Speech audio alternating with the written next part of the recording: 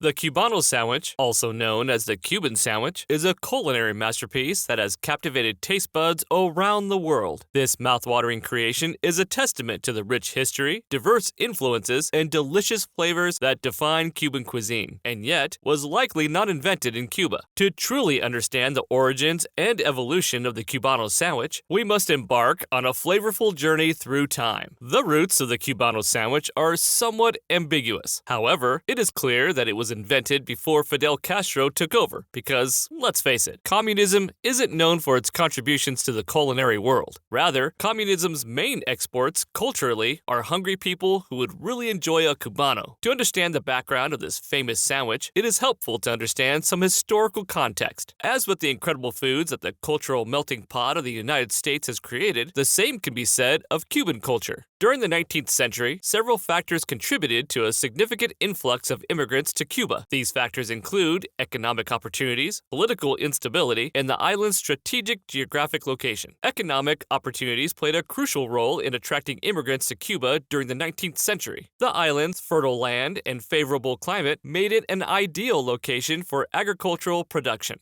Sugar became the mainstay of Cuba's economy, and the demand for labor in the sugar industry skyrocketed. Immigrants from various parts of the world, including Spain, the Canary Islands, China, and Africa, were drawn to Cuba in search of work and a chance to improve their economic prospects. Cuba's strategic geographic location in the Caribbean also made it an attractive destination for immigrants. The island served as a crossroads for trade routes between Europe, the Americas, and Africa. Its proximity to the United States and other Caribbean islands made it a hub of economic activity and a gateway for trade. Immigrants saw Cuba as a promising gateway to the Americas and the potential for new opportunities. Additionally, the abolition of slavery in 1886 had a significant impact on immigration patterns. With the end of the transatlantic slave trade, plantations and industries needed alternative sources of labor. Many Chinese and African immigrants arrived in Cuba as indentured laborers to fill the labor gap left by the emancipated slaves. Overall, the 19th century was a period of immense growth and transformation for Cuba. Immigrants from different parts of the world flocked to the island, driven by economic opportunities, political circumstances, and the lure of a new life. Their contributions, cultures, and traditions merged with the existing Cuban society, shaping the rich tapestry of the island's history and culture. Americans know this variety of exotic sandwich as grilled ham and cheese.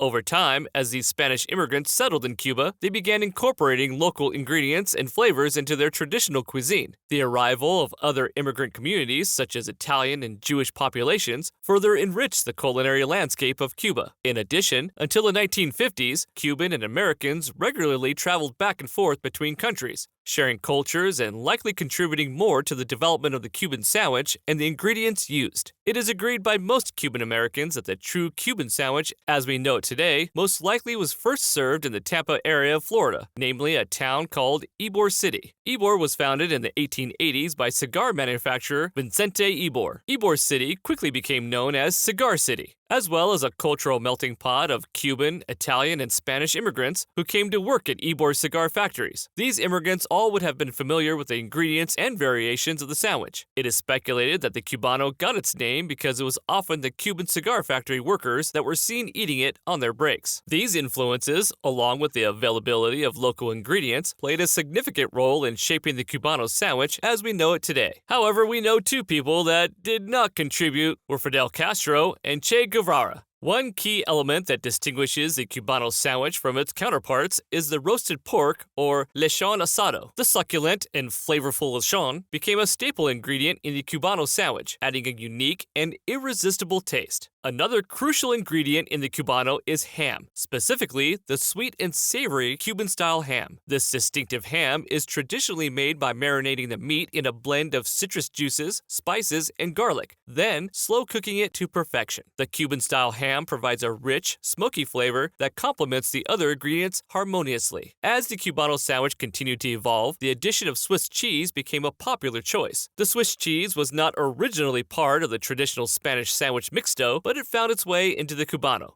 enhancing its profile with melty and creamy characteristics. One key ingredient that often sparks debates among Cubano enthusiasts is the pickles. While some claim that the original Cubano sandwich did not include pickles, Others argue that the addition of pickles adds a necessary touch of acidity and crunch. Regardless of its exact origins, the pickles have become a staple component of the Cubano, lending a refreshing and zesty note to the sandwich. The final touch that makes the Cuban sandwich its own is the bread. Authentic Cubano sandwiches are traditionally made using Cuban bread, a light and airy leavened bread with a thin and crispy crust. The distinctiveness of the bread lies in its unique preparation and a little bit of lard. What isn't better with lard? Baking the bread involves palmetto leaves being placed on top of the dough during baking, giving the bread characteristic indents and a slightly sweet flavor. While the Cubano sandwich was born from the culture of Cuba, its popularity transcended the island's shores. In the early 20th century, a significant wave of Cuban immigrants sought refuge in the United States, particularly in the vibrant city of Miami, Florida. With them, they brought their cherished culinary traditions, including this beloved sandwich. In Miami's vibrant Cuban community, known as Little Havana, the Cubano sandwich found a new home. Local sandwich shops and eateries embraced the Cubano, serving it alongside other Cuban delicacies. The sandwich quickly gained a loyal following among locals and visitors, becoming a symbol of Cuban culture and cuisine in the United States. Outside of Florida, the sandwich has continued to gain popularity in cities around the United States. La Cubana in New York City is another home to a great Cubano. This vibrant eatery by renowned chef Carl Ruiz captures the essence of a traditional Cubano sandwich while adding a modern twist. With its tender, slow-cooked pork, quality ham, mustard, pickles, and melted cheese, La Cubana's version is a mouth-watering masterpiece. For those in Los Angeles, Porto's Bakery and Cafe is a must-visit destination. Known for its Cuban pastries, Porto's also crafts an exceptional Cubano sandwich. Whether you find yourself in Miami, New York City, or Los Angeles, these culinary treasures are sure to satisfy your cravings for the best Cubano sandwiches in the USA. The Cuban sandwich stands as a culinary masterpiece, embodying the rich cultural fusion and vibrant flavors of its birthplace. The Cuban sandwich carries with it a sense of community and togetherness. Whether enjoyed at a bustling street vendor's cart, a family-owned restaurant, or a trendy cafe, it has the power to bring people together, fostering connections and conversations that transcend language barriers. As the Cuban sandwich continues to gain global recognition, it serves as a testament to the power of cultural exchange and culinary innovation.